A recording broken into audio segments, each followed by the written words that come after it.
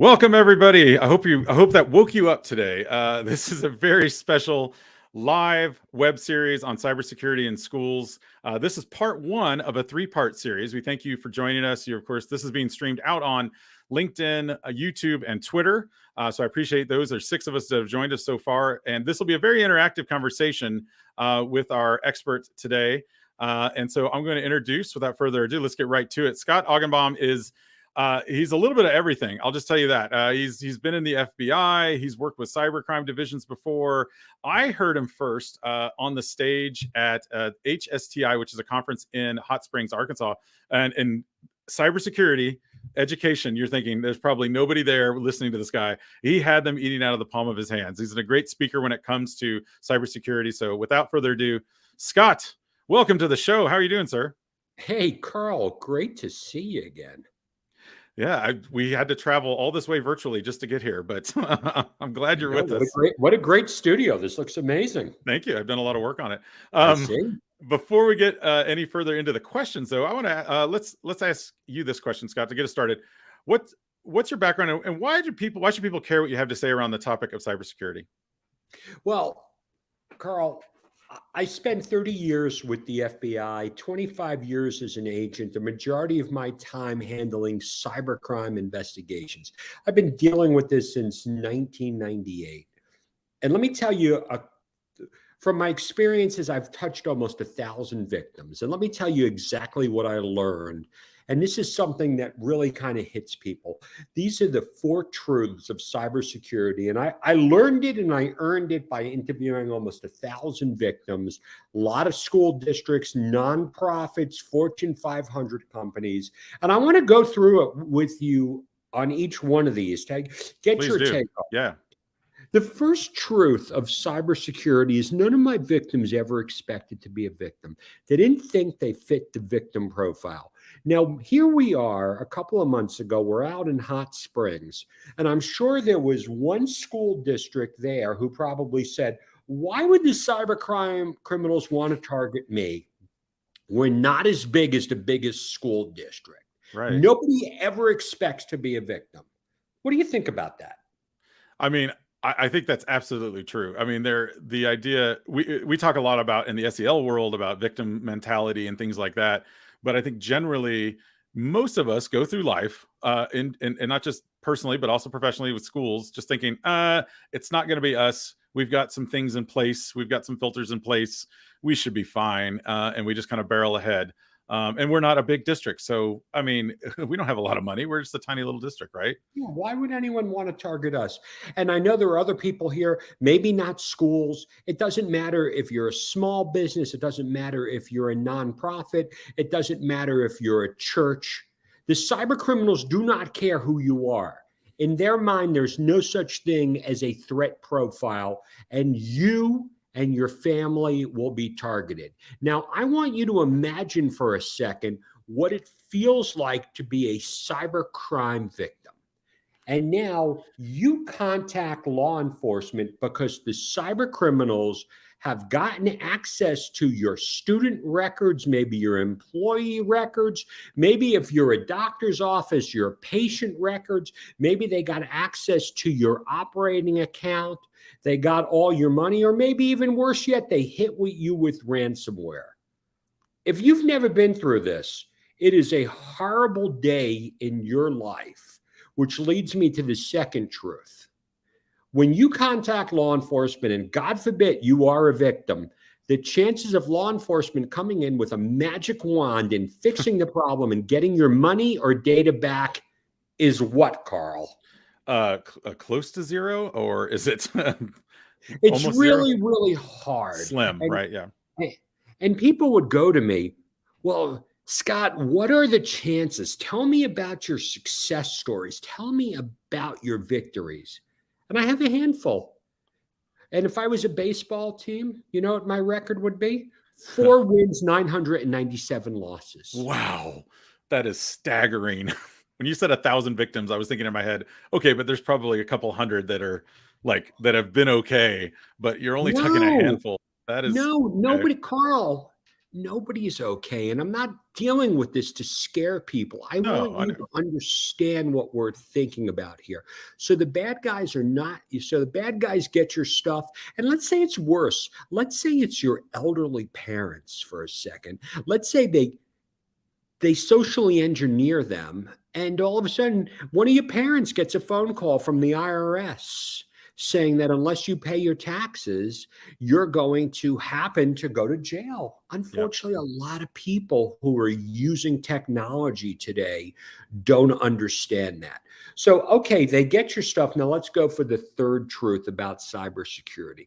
When I was a young FBI agent in Syracuse, New York, it was easy in 1995 to explain the role of an FBI agent. Bad people did bad things to good people. I worked with state and local cops and we put bad guys in jail. What a fun and exciting job. But today, there are no boundaries in cyberspace. And cyber criminals all over the world could access your information. And we are dealing with threat countries such as China. We are dealing with West Africa with the business email compromise. We are dealing with China. And I'm going to tell you something, Carl. I don't want you to fall off your seat now. Okay. I'm going to share with you something probably you never really got true confirmation about. But the Russians have been hacking us. Really. I can't believe it.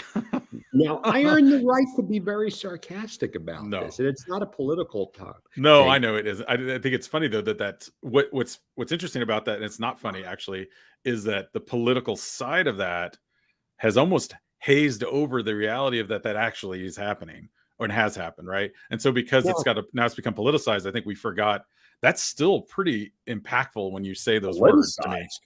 Yeah. In 2008, when I remember going out and speaking at the Tennessee Bankers Association, and I finally had permission to explain that Russian organized crime was the number one threat to the financial services sector, which I'm telling you, schools are part of that because you Yep. store sensitive information, you have money, you have records. And what do you think the reaction was from the crowd when I told them that Russian organized crime is a threat 14 years ago? What do you think the reaction was? I imagine it would be a combination of disbelief, probably a little bit of like I imagine there's also some ignorance in terms of like we don't know what exactly does that mean that they're a threat. Like in my mind, I'm thinking, okay, a threat, but what does that really mean? Like what kind of threat are we talking about here? Like what are they going to get Well, my data? Yeah. and that's when back then a young reporter by the name of Brian Krebs broke the story of the Russian business network and part of what we were doing with the FBI. Because remember, whose responsibility is it to tell the public that Russian organized crime is a threat? It was my responsibility. Wow. So I went around to everyone in my area of responsibility and they looked at me like I was crazy. So we take those are the first three truths, but let's throw in a little bit of a wrinkle here onto that. The cybercrime problem, and if we look back in 2008, the global cost of cybercrime was small. Okay. Cybercrime's still a little bit in its infancy, but by 2015, and this is according to Cybersecurity Ventures magazine, great facts and statistics. The global cost of cybercrime was $3 trillion in Wow. 2015. And I thought that's a game changer year because we have the Target breach, we have Home Depot, we have a lot of high profile breaches. And 6 years later, by 2021, the cost was estimated at $6 trillion in global cost. Wow. Now, there's a lot of debate. Is it a trillion? Is it 6 trillion?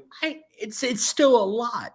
But by 2025, they're predicting the cybercrime problem to go up to a $10 trillion problem. 10 trillion bucks. So we can track that the problem is going to get worse in the next 4 years. I think we all can agree with that. That's upsetting, right? That's kind of Yeah. frightening. That makes me uncomfortable, to say the least. Good. Yeah, I'm going to especially. make you even more Oh uncomfortable. boy, this is why I brought you on, man. Let's Yeah, go. no, listen, listen, that's the great thing. When you do what I do, you can't possibly get fired for upsetting somebody, so That's great. this is why I do what I do, Carl. Okay. But this is what bothers me. The cybercrime problem's going up, but at the same time, we keep spending more money on products and services and insurance and training, and it's almost going up at the same rate as the problem. So, what Interesting. does that mean to you? And what does that mean to the listeners here? What does it mean if the problem keeps getting worse and we keep spending more and more money on the problem? I mean, the first analogy that came to my mind was what happens whenever there's a lot of people breaking into windows in my neighborhood. Within a day or two, here come all the security guys saying, "Hey, you need a security system in your neighborhood because you've got a lot of windows being broken into," and it's almost like the tail, wagging the dog in that sense. So that's kind of my first inclination. What does Ashton say here on LinkedIn? He says 14 years ago they would have probably said Russia was still recovering from 16 years earlier. Oh yeah, talking to your Russian conversation earlier. Yeah, that's true. We probably wouldn't have No, believed it great, in great, great point, 2008. Carl. Yeah, yeah. You know Um, what it means to me, Carl? And I kind of try to simplify things. It means we're not doing it right. if we're still spending more on it, yep. Well, okay, so let's take the fact that you're going to spend more money.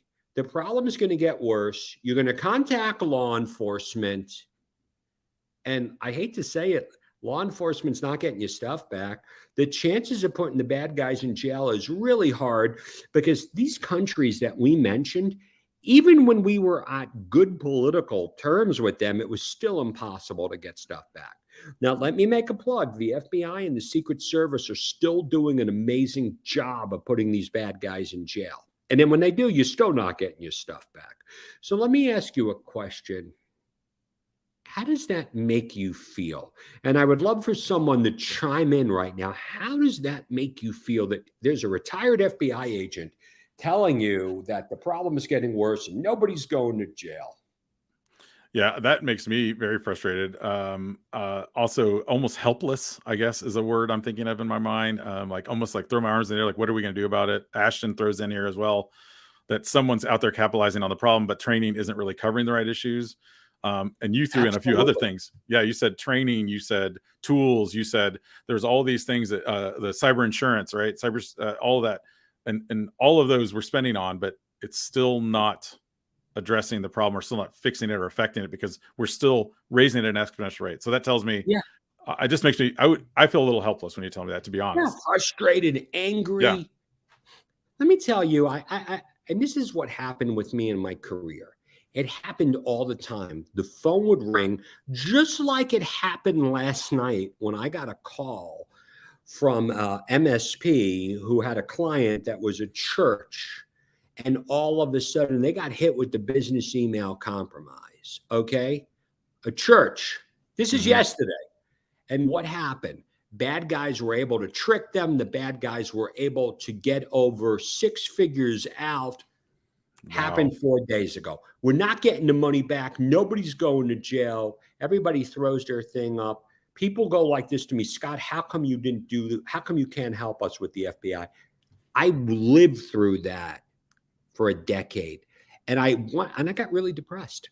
It really upset me Yeah. and it felt so hopeless until I had an epiphany, until I realized, and this was the decision, that this was the thing in my life that really set things over. I realized that almost 90% of what I dealt with easily could have been prevented if my end users were only armed with a couple of key pieces of information. Think Will about you, that. will you share those with us? I'm like, now I'm on the edge of my seat going, okay, so you're saying there's a couple things. All right. This is the point of the video where we stop and pause and say, now click on this ad. No, just No, tell no, us what it no. is. And here and listen, I get brought on by organizations all the time to come train their employees, and they go, "Hey, Scott, can you give us 45 minutes?" I'm like, I can't keep you safe in 45 minutes. It's developing what I call a cyber secure mindset. Now, just realize, what did I do to you and your listeners until now? Because what did I explain? I explained the scope of the problem, and I kind of had to explain to you that throwing money at the problem is not the answer. Now, I'm oversimplifying the problem, Carl. I'm not saying we don't buy tools. I'm not Sure. saying we don't buy firewalls. I'm not saying we don't buy training. I'm not saying we just sit here and we pray Right. and we do fasting and that will help. I'm just saying that I learned that there's no direct correlation. You're not getting your stuff back. Nobody's going to jail. And what did I just do? I took you to the edge of your seat. You And did. now I said to you, hey, here's my epiphany. I realized that 90% of this could have been prevented. And I created a framework. And I'm going to go through this. I'm going to give everyone access to just connect with me on my landing page. I'll tell you exactly what you need Awesome. to know. And it's not going to, and people go, Scott, why are you giving this away? I go, because I learned it from 1,000 victims. So let's kind of go through a couple of these Okay. things, in a little bit of time that we have, because for your listeners here, if you follow these steps, you're going to reduce your chances of becoming a victim by 90%. How can I say that? Because this fit the mold of most of my victimizations. So let's go through it. You first need to understand the scope. You need to understand the 4 truths to cybersecurity. The next thing we need to realize is social engineering is the tool in the cyber criminal's tool belt that he is going to use to get you to take some form of action. Social engineering isn't new. It's been going on since cavemen were here. What is social engineering? Yeah, explain that. When your kid keeps whining because he wants you to do something, you do it just to Yeah, start off the just noise. be quiet. Yes, go away. When the dog keeps barking, you do that. Now, it's just tricking people to get our needs, but the criminals realize this. They've been doing this forever, ever since Ponzi in the early 19th century. So Ponzi what did we scheme. see? Yeah. What were the tools at first? Email. You're going to get an email from somebody you know and somebody you trust. You're not going to get an email from Boris Badnoff. You're going to Yeah. get an email from Amazon saying, hey, click on this link. They want you to click on a link so you can either get infected with malware, or you could enter in your username and password. So what do? We keep spending money on email defenses, and they're very important. So what do the cyber criminals do? They go to email. Yep. And no, they go to text messages. I'm sorry. They go to That's the text. next. So now we've covered some of the email. We've started setting up these blockades and the alerts that pop up on my email that said, "Be careful, this could come from someone trying to take your information." So it's doing its job. And Yeah, now but what here come about your mom? What about your she does mother, not your get that. elderly mother, when she gets that message from the bank saying you need to log in, or the Yep. telephone call? And now here's something that I'm really starting to see a lot happening now. Just picture this for a second. All of a sudden, you get a message from me on LinkedIn going, hey, Carl, I've been meaning to get you on email. It's not going through. Here's the document that we were talking about. So now you get a LinkedIn message from somebody you know and somebody you trust with an attachment. And now you take it out. It goes right past any defenses you have in your computer. Yeah, because you clicked on it. And I see that on Facebook too, where it's someone will, hey, I can't believe this is you in this video. And I'm like, what are you talking about? And I Yeah. see a link. And of course, it's such a tempting, you're like, No, ooh, of course. yeah, Remember, that's social engineering. yeah, And what is it doing? It's it's, bypassing technology. I mean, yep, and there are some great pieces of new advanced technology that are helping in the world of artificial intelligence, because eventually you're going to trick me. I yeah, can't be on 24/7. The next point is we have to realize that what do the cyber criminals really want to do? They want to steal your username and password, because an account compromise is everything. All they need to do is get access to username and password for your bank account, your cloud-based accounts, and it's game over. And now they don't even have to socially engineer you anymore. Why is that? There are about 8 billion username and password combinations on the dark web. So let's think about this. Yahoo has a breach many years ago. There's 3.5 billion usernames and passwords on the dark web that belong to Yahoo users. Yahoo tells all of us to change our username and password. But what's the problem? 60% of the population is using the same password for multiple platforms. Right. Now they just start ripping through it. Yeah, or they won't even that. I mean, I wonder what your percentage of people that actually ignore that message and say like, "Oh, Oh, I don't have time to change it right now," right? Yeah, so just think about that 3.5 billion usernames and passwords on the dark web belonging to Yahoo. What percentage of Yahoo users have either an iCloud, an iPad, or a Mac computer? Take a guess. I don't know the answer, but come up with a number. half. Let's say half. Well, Mac. I don't know if all of them have Mac, but they probably all have some sort of iCloud account if they have an iPhone, which is a Yeah, huge, let's right? even say it's 10% of that because we can say it's more. What's 10% of 3.5 billion? Uh, That's a lot. 350 million. Yeah, Yeah, and I guarantee you they're all saying Macs don't get viruses, but what percentage of those people have the same usernames and passwords? So this is why we have to remember what are the accounts that we cannot use the same username and password for different accounts. We need to have separate ones. So what do we need to do next? We need to identify what are the mission critical accounts that you have in your life. Because and we need to do an audit. And I want you to start now. So, Carl, what would be the top 5 accounts that you have in your personal life? Because if you do this at home, you're going to take it to work. If I tell you to do it in your school district, you're going to follow. You don't care. I hate right. to say it. We care about keeping ourselves safe. So, what would be? I'll start with a couple for me. My Yeah. Gmail and my Yep. work email. That's what I was thinking of first. Like one of my top ones, obviously bank account in my head, but was number one. And then Insurance.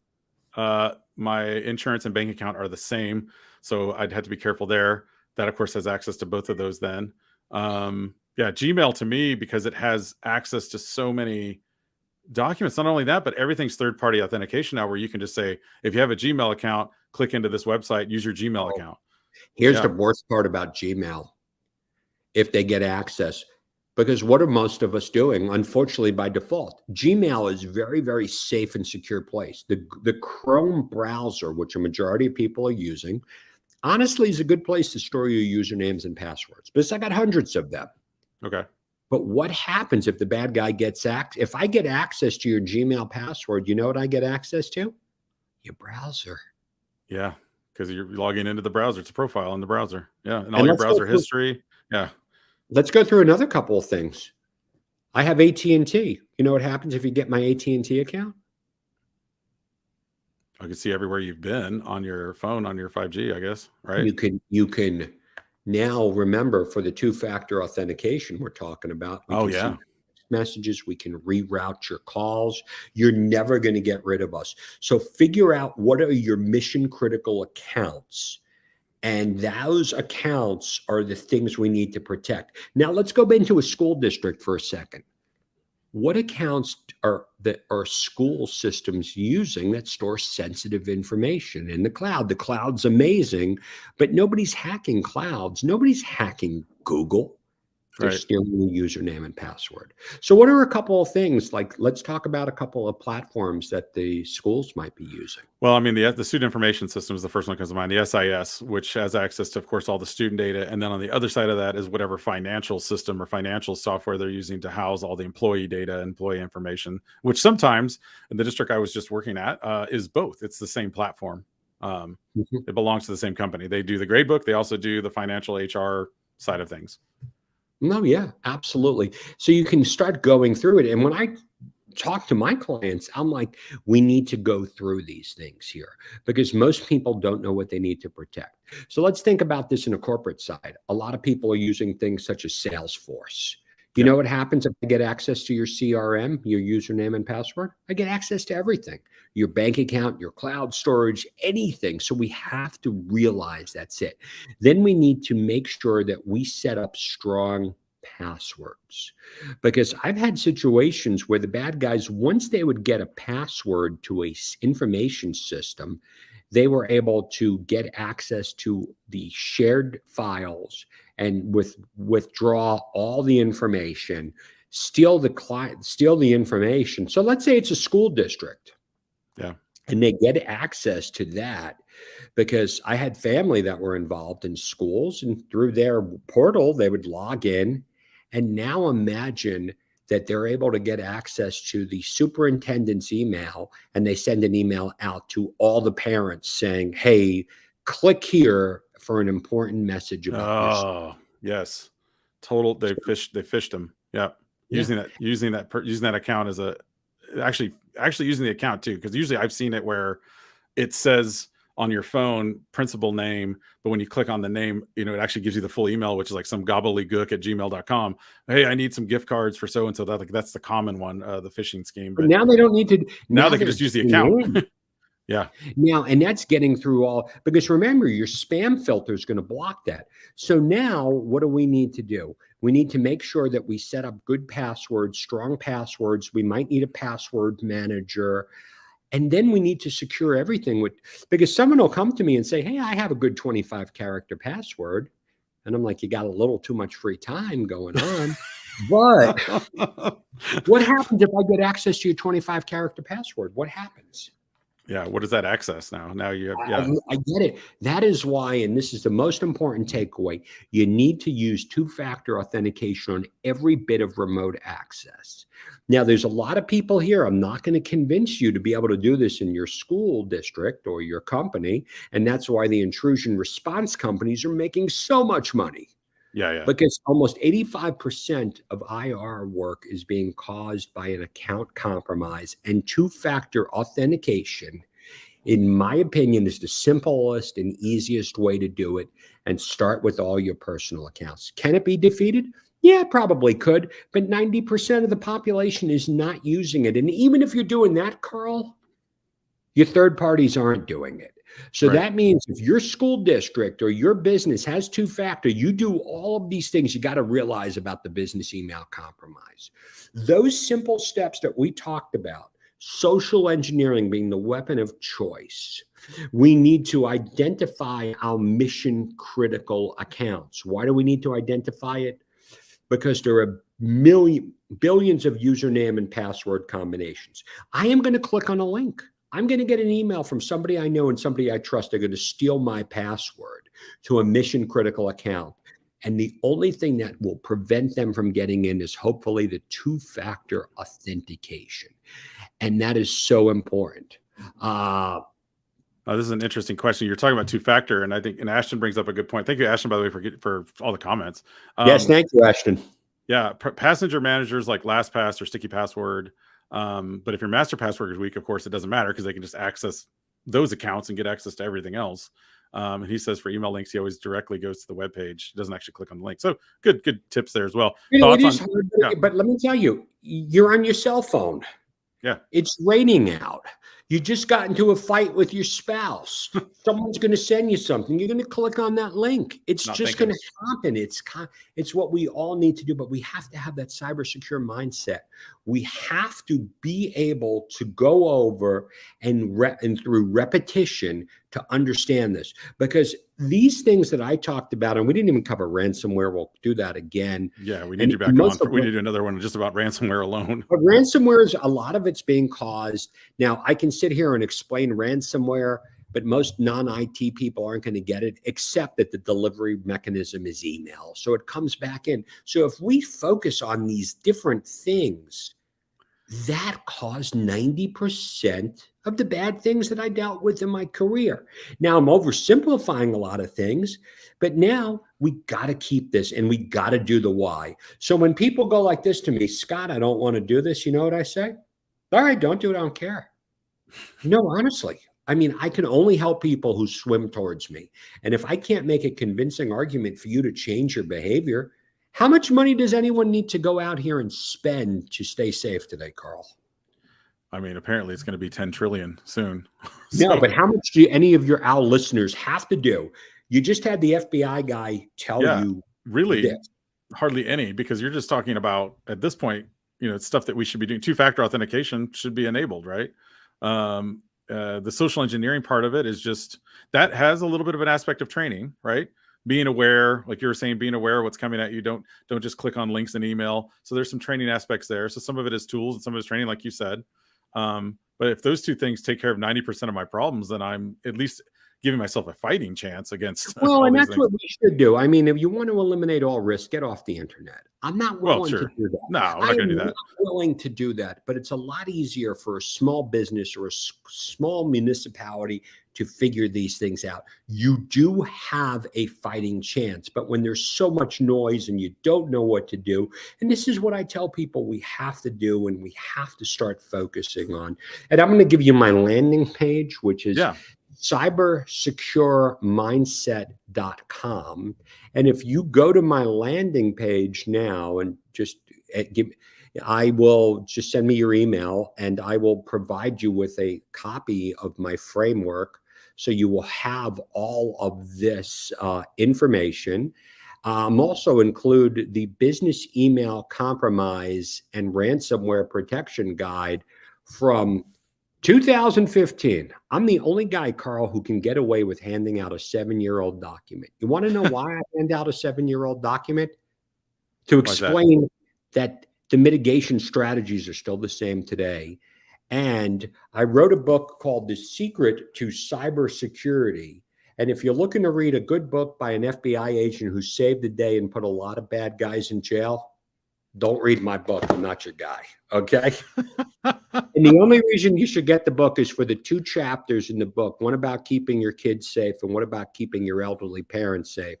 And when you go to my landing page, I'm going to give you those 2 chapters because you need to read those chapters, because if your school district's hit or you're the victim of identity, you're going to figure it out. It's painful. It sucks. However, cybercrime is really a lot worse when your kids are victimized or when your elderly parents are victimized. So just connect with me. And what I'm going to do for a couple of people here is I just recorded my audiobook. I'm going to give away a couple of copies of that. And, follow me on LinkedIn. This is my passion project. I haven't, I can afford to do this. I have a great pension. I have a lot of really great side gigs. I like to spend my time helping people and doing this to say it's not hopeless.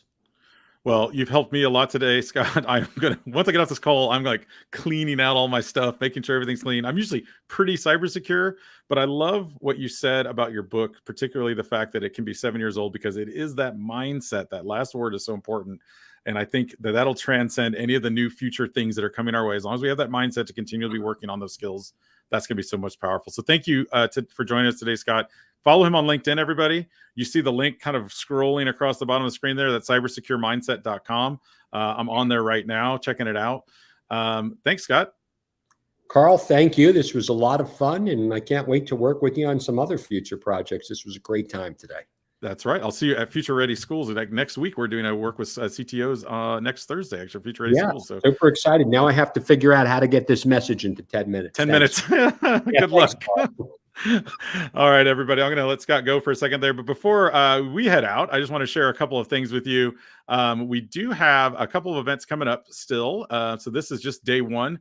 Tomorrow, I'm excited to present Corey Lee, who's a zero trust architect. You talk about job titles that didn't exist years ago. He's a zero trust architect at Microsoft. So we've heard from someone from government. Tomorrow, we hear from someone from industry. And then the next day, we're going to hear from someone from the educational space. And I also want to give a quick shout out to Microsoft. Thank you so much for supporting this important conversation. We couldn't do this without you. So be sure to check out their digital privacy and cybersecurity tools as well at mrhook.it/security. That's my own link, but it takes you to their site. Trust me, it is not a spam link. Now, after you said that, now I'm thinking no one's going to click on this, Scott. They're like, that's it. Don't go to his link. Or you could just search for it. It is Microsoft Security, digital privacy and cybersecurity for your school. Lots of great free resources in there as well.